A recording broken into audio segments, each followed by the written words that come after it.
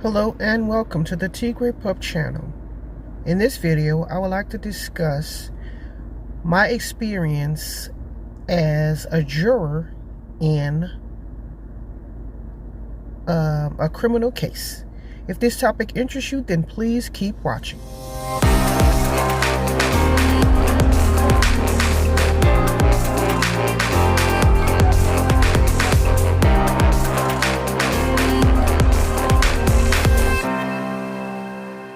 Okay, so I'm not going to go through the specifics of the actual case because the place where this crime was committed is actually in the same area where I'm located.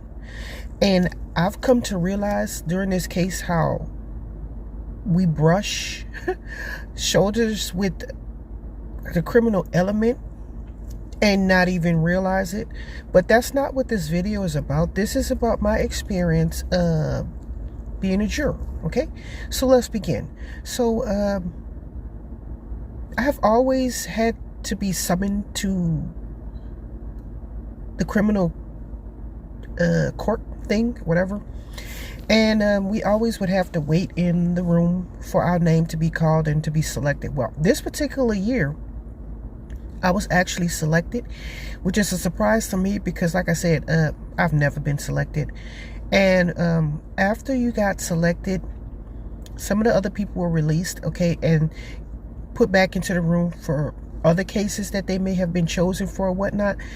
And my group, we were led into a room where we actually saw the judge and the defense and the prosecution. The defense is the person who is representing the person who's being accused of the crime. And the prosecutor, which is, like, in this case, I don't know if it was the city or state or whatever, probably the city. They were trying to prove that that person actually did the crime or whatnot. Well, they would go around and asking everybody questions and things like that. When I tell you, it took forever to get past that particular situation. And they actually asked me a question. Okay, so after we went into the room where they were doing they had selected the few people that they wanted to choose from, which I happened to be in that number. They asked us all sorts of questions and things like that. And if I remember correctly, I was asked if I would have any problem convicting someone without I want to say without a smoking gun or something like that. Or something like that. Anyway, I can't remember exactly, but I do remember my response was like, our job is to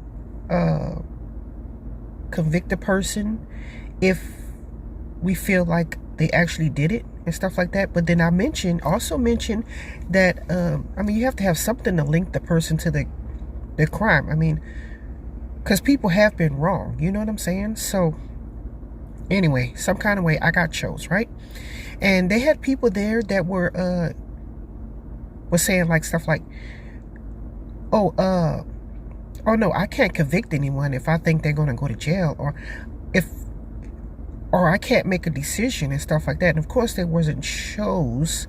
But the thing is, I mean, I felt like if your family member was on trial and you are a fair and impartial type of person, well, you just made it more possible for other people. Removing yourself made it more possible for the people who are biased to be on that jury and have you convicted, or their family member convicted or whatever.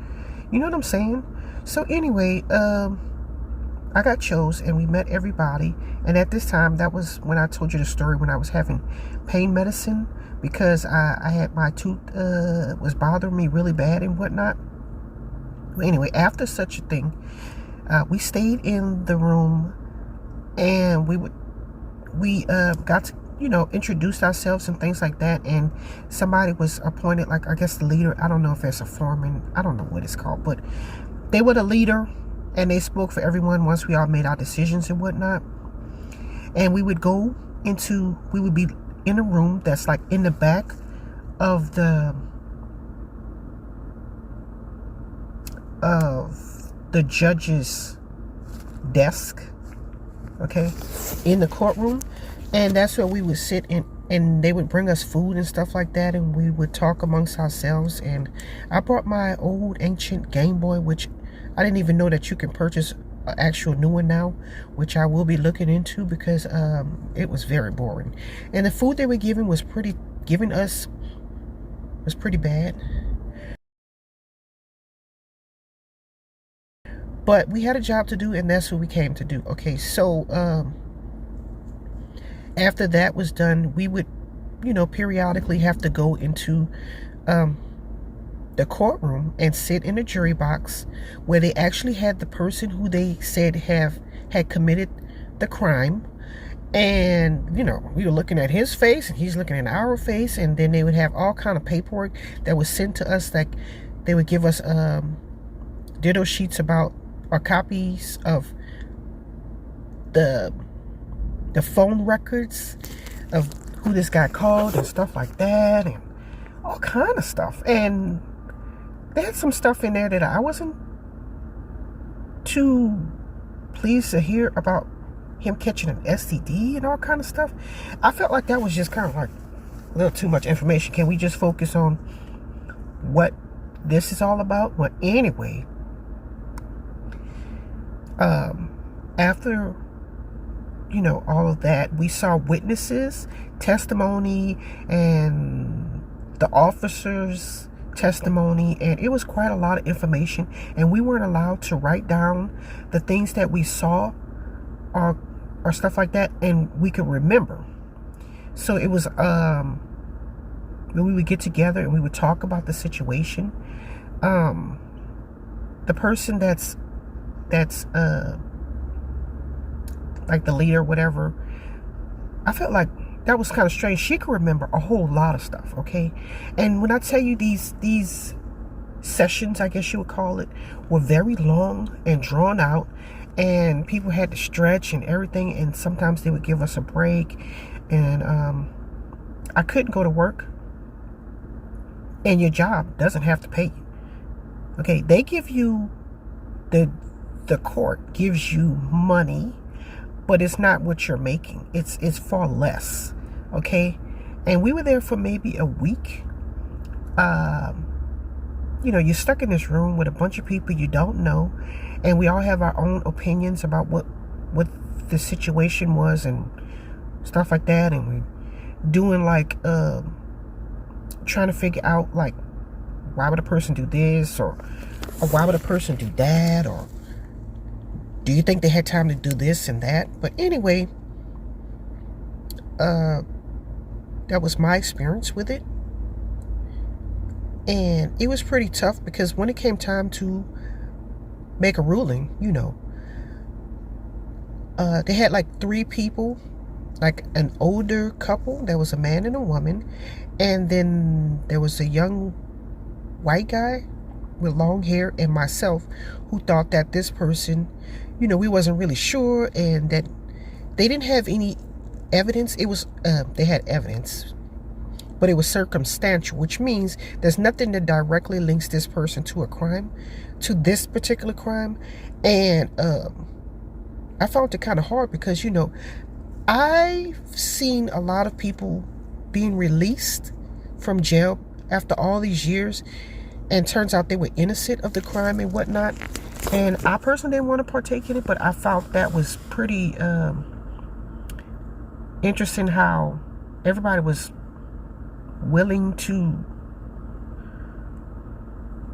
most of the people were more willing to just be like, okay, well, this is good enough for me, so we're just gonna go with it. You know what I'm saying?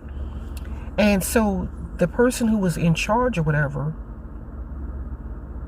she wants you to explain why and stuff like that. So the other 3 people kind of buckled, and I was the only one left over, because I wasn't sure. It could have been someone else. Also, the prosecutor, when the defense would put up evidence or whatever, the prosecutor wouldn't refute it. That's the word. And so, I mean, I guess you would be left to think that this person actually did it because there's no defense against it, right?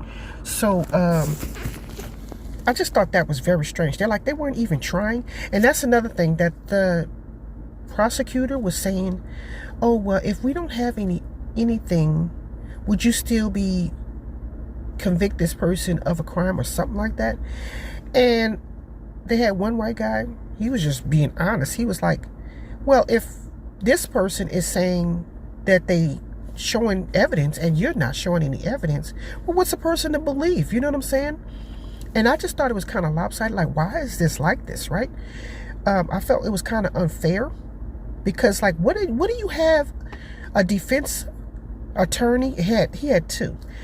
What do you have a defense attorney for if they're not going to even refute any of the prosecutor's, you know, evidence or testimony or whatever, or at least try to possibly say maybe someone else had something to do with it? And I just wasn't completely sold because I felt like that somebody that's innocent might go to jail. Okay, so I was holding out and everybody was kind of jumping on me or whatever. Okay, so when I say jumping on me, I mean like they kept drilling me. This one lady, for an example, she was also a juror, but she wasn't the one that's leading us or whatever. At first when she came in, she was like, oh, I don't want anyone to go to jail and stuff like that. But soon as it became inconvenient and it started marching into like taking a long time to make a decision, oh, just he's guilty, like that. And that's another thing I had a problem with. When it became inconvenient, it was like, okay, you know, this is taking too long, so let's just all say he's guilty, okay? And I was kind of upset about that because I felt like somebody's life is at stake here. And I think we should take it a little bit more seriously. Just on a personal note, because we are all allowed to draw upon our personal experience. I had somebody in my family who was taken out, and they never found the person that actually did it. I don't think they cared, the cops or whatever. And I felt like the reason why I'm saying that is because I don't want just anybody. Okay, let's say they did care and they actually decided to go find out who did this, the actual person. I want that person prosecuted to the fullest, and I want them to go to jail for the rest of their life for what they did. And I don't want just anybody. No, not just anybody. I want the person that actually did it. You understand what I'm saying? Not just anybody will do. So I'm like, you know, I would think that the family would care as well. I would hope so, you know. Anyway, so during this process, we actually saw members of the witnesses and stuff like that out in actual physical. When we would go out to go home at the end of the night, because we stayed there pretty much all day, and come back in the morning and stuff like that, we'd actually see witnesses out and about in the street. And I don't remember seeing any police officers or anything like that, but it was just a little too close to home for me, if you know what I'm talking about. But eventually, you know, they came to a decision, and I was the only one who was left out. And the person who was the leader was like, she kept drilling me. She kept saying, okay, so what do you think about this? Okay, and she would go and refute the things. Okay, they didn't present that, so you shouldn't think about why they didn't do this and why they didn't do that. Basically, what I was saying was, why didn't they defend the guy and try to refute the information? I thought that was very strange and lopsided. Well, anyway, and the other members, they was like, it was inconvenience because they wanted to go home. But at the same token, when we actually finished, they were like, oh, could you give us more time off than we were actually in the court? And the judge was like, no. If you did for an example, 3 days in the courtroom, you can't ask for a 4th day because you just want a day off. I just thought that was strange. Well, anyway, it was definitely an experience, and I think I understand now why I was never chosen, because I had been to criminal court, I feel like a lot of times, and they never chose me, and I think I understand why now. The reason why I say that is because, I mean, you have to give me something, you know what I'm saying? So, eventually they convinced me that maybe he actually did do it, and so I voted guilty as well, and the guy went to jail. Well, that's what they said. He went to jail. And I just hope it was the right decision. Gonna go to jail for a very long time. But it was nothing to hold on to, as far as like, maybe it was possible there was another person involved or had something else to do with it, because it was just stuff like that. So, but yeah, this completes my video. I think that's all the information. If not, I'll just add more later on. But it's just me just giving you my personal experience being a criminal court juror for the first time. And it was definitely a very intense experience. And you really have to be a person that be like, okay, this is what I believe, and no one's going to sway me otherwise. But then again, like I said, I was pretty much unsure about the situation, because I do not want a person who's going around taking people out getting off to go take even more people out. You know what I'm saying? So that's where my situation was. And thank you for watching, and have a nice day.